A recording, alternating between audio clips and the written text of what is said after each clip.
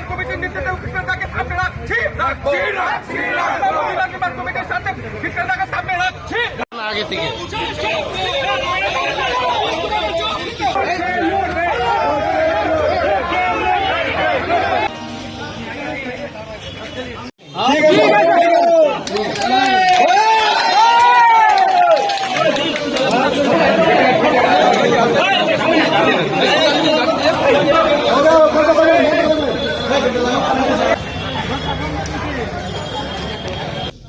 এই দুর্ভাগ্যজনক আমাকে থানাতে আসতে হলো, সেটা মানে বলতে গেলে কি এটা মানে আমাদের আজকে প্রশাসন এমন জায়গায় নিয়ে গেছে কি আমাদেরকে বাধ্য হয় পুলিশের কাজও এখন আমাদেরকে জোর করে করাতে হয়। কি একটা ঘটনা ঘটেছে গাইসাল গ্রাম পঞ্চায়েত, গাইসাল 1 গ্রাম পঞ্চায়েতে। সেখানে আমি আপনাদেরকে সকলকে দেখাতে চাই কি এটা দেখুন।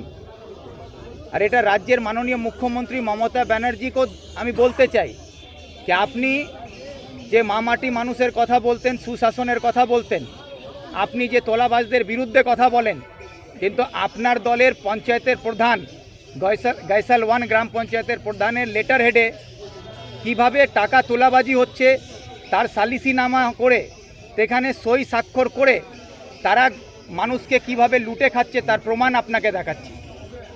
এইখানে পরিষ্কার বলছে কি 9,60,000 টাকা তোমাকে দিতে হবে, আর যদি 7 দিনে তুমি না দিতে পারো তাহলে তোমাকে 12,50,000 টাকা দিতে হবে। কিসের দিতে হবে তা সেটা লেখা নেই, কিন্তু জোর করে 9,60,000 টাকা দিতে হবে। 7 দিনে না দিতে পারলে তোমাকে 12,50,000 টাকা দিতে হবে।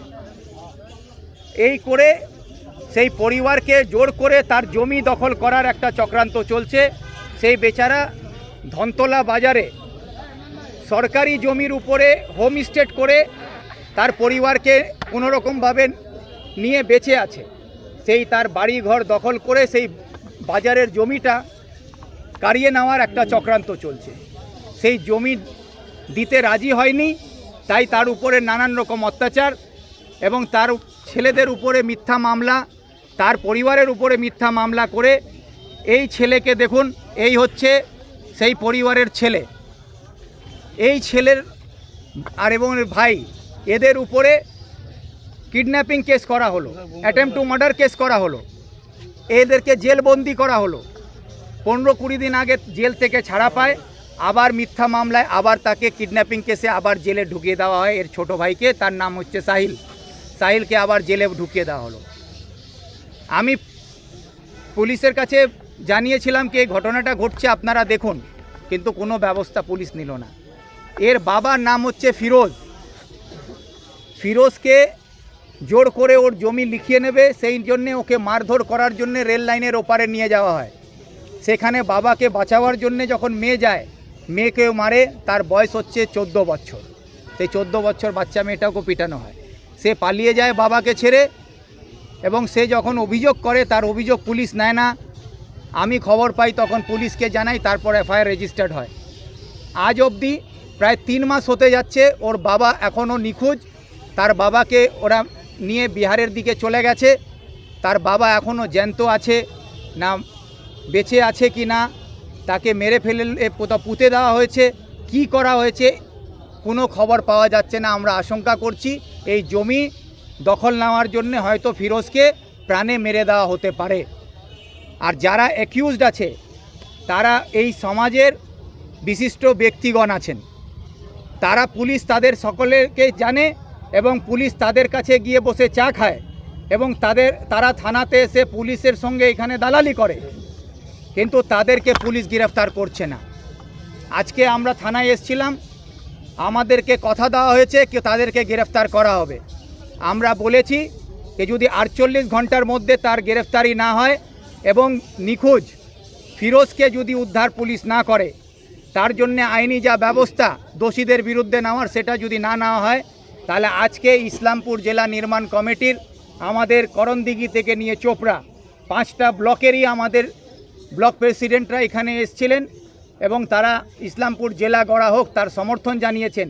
তো এই লড়াই আগামী দিনের জন্য 5টা ব্লকেই আমরা পুলিশের বিরুদ্ধে দরকার হলে থানা ঘেরাওর মধ্যে দিয়ে ইসলামপুর থানার কাছ থেকে জবাব চাইব। টার্গেটটা এই কথা বলছেন দাদা, কি নাম তার? যে আসামিরা আছেন যারা এই পঞ্চায়েত গ্যাসালওয়ানের গ্রাম পঞ্চায়েতের প্যাডে যারা সই করে তারা টাকা তোলাবাজি করছেন তাদের, এবং যাদের নামে এফআইআর করেছে ওই বাচ্চা মেয়েটা, তার বার্থ সার্টিফিকেটও আপনাদেরকে দেখাচ্ছি। তার বয়সের সার্টিফিকেট দেখুন, তার বয়স হচ্ছে 16/10/2010 16/12/2010 জন্ম। এখনও তার বয়স 15 বছর হয়নি, ডিসেম্বর আসলে তার বয়স 15 বছর হবে। সেই বাচ্চা মেয়েটা বাবাকে বাঁচাবার জন্য পুলিশকে অভিযোগ করেছে, তার এফআইআর হয়েছে। সে এফআইআর দাদা কিসের টাকা দাবি করা হচ্ছে মূলত এটা জানতে পেরেছেন? টাকাটা কিসের দাবি ওরা বলছে সুদের টাকা। তো সুদ বাবদ যে টাকা তোলা হচ্ছে তার কোনো লাইসেন্স আছে?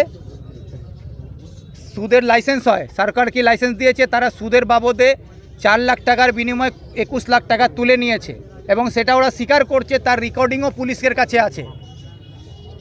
আর আসল উদ্দেশ্য হচ্ছে তার জমি দখল করা। সেই জমি দখল করার জন্যে আজকে ফিরোজকে হয়তো এরা কোনো একটা অঘটন ঘটিয়ে ফেলেছেন। এখন ধামাচাপা দেওয়ার জন্যে পুলিশের সঙ্গে মিলে মিশে এখন অন্যায়ভাবে আবার ওই পরিবারের উপরেই মিথ্যা মামলা করে তার এক ভাইকে জেলে বন্ধ করে রাখা হয়েছে। পুলিশ বলেছে কি আমরা গ্রেফতার করব। আমরা বলেছি 48 ঘন্টার মধ্যে যদি গ্রেফতারি না হয় তাহলে আগামী 48 ঘন্টার পরে পুলিশ গ্রেফতার কেন করলো না সেই নিয়ে ইসলামপুর মহকুমা জুড়ে আমাদের আন্দোলন আরম্ভ হবে পুলিশের বিরুদ্ধে।